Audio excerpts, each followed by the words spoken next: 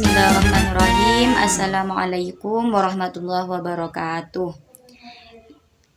Alhamdulillahirrabbilalamin. Wassalatu wassalamu ala asyrafil anbiya'i wal mursalin Sayyidina maulana Muhammadin wa ala alihi wa sahbihi ajma'in, amma ba'du. Yang saya takdimi, pengasuh Pondok Pesantren Zainul Hasan Genggong, Kiai Haji Muhammad Hasan Mutawakkil Allah SHMM. Yang saya hormati Ketua Rektor, Kepala Rektor Universitas Islam Zainul Hasan Genggong, Bapak Dr. Abdul Aziz Wahab, BAMAG. Yang saya hormati dosen pengampu mata kuliah Hukum Acara Perdata Ustadz Sony Irawan. Saya selaku kelompok 6 perwakilan kelompok 6 akan mempresentasikan peta konsep tentang mata kuliah Hukum Acara Perdata dengan tema pembuktian hukum acara perdata, seperti ini.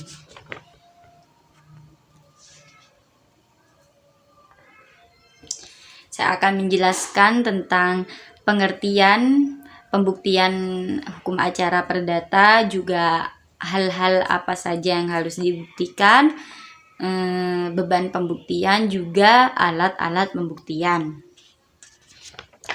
Yang pertama, tentang pengertian pembuktian hukum acara perdata. Pengertian pembuktian hukum acara perdata adalah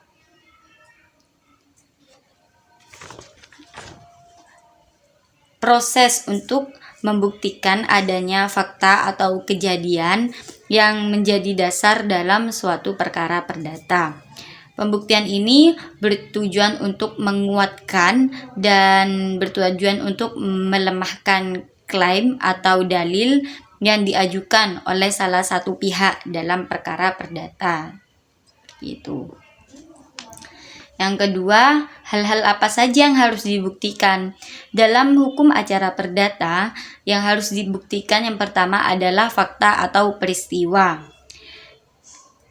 Itu ada dua macam peristiwa. Yang pertama, peristiwa yang terjadi di persidangan, yaitu pihak tergugat mengakui kebenaran surat gugatan. Selanjutnya, apabila majelis hakim menjatuhkan putusan verstek. Apa itu putusan verstek?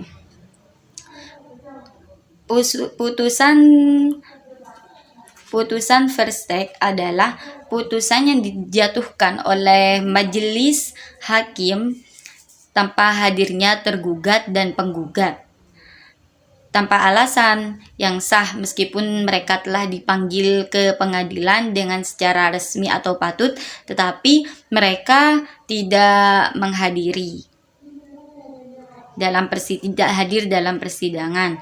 Yang selanjutnya adalah sumpah putusan atau decisoire. Apa itu peristiwa notoir? Peristiwa notoir adalah peristiwa atau keadaan yang harus dihadiri oleh orang yang berpendidikan, atau peristiwa yang harus diketahui secara umum, seperti itu. Selanjutnya adalah hak. Yang selanjutnya beban pembuktian. Beban pembuktian ini dijatuhkan oleh pihak tergugat atau penggugat. Dalam pasal 1865 KUH Perdata menjelaskan bahwa maka kedua belah pihak, baik penggugat maupun tergugat, itu dapat dibebani dengan beban pembuktian oleh hakim, seperti itu. Selanjutnya adalah alat-alat pembuktian. Alat-alat apakah saja yang harus diajukan dalam pembuktian tersebut, yaitu surat. Yang pertama adalah surat. Yang kedua saksi. Kecuali saksi itu dari keluarga saudara, suami istri juga tidak boleh meskipun mereka telah bercerai. Itu tidak boleh menjadi saksi. Selanjutnya anak-anak juga di bawah umur 15 tahun juga tidak boleh menjadi saksi. Orang gila juga tidak boleh. Selain saksi juga ada persangkaan. Ada persangkaan, juga ada pengakuan. Pengakuan itu dapat dilakukan baik langsung oleh orang yang bersangkutan maupun oleh orang lain yang diberi kuasa khusus untuk itu, baik secara lisan maupun tulis. Dalam mengakui suatu hal di depan hakim itu haruslah berhati-hati, karena dalam persidangan itu tidak dapat ditarik kembali.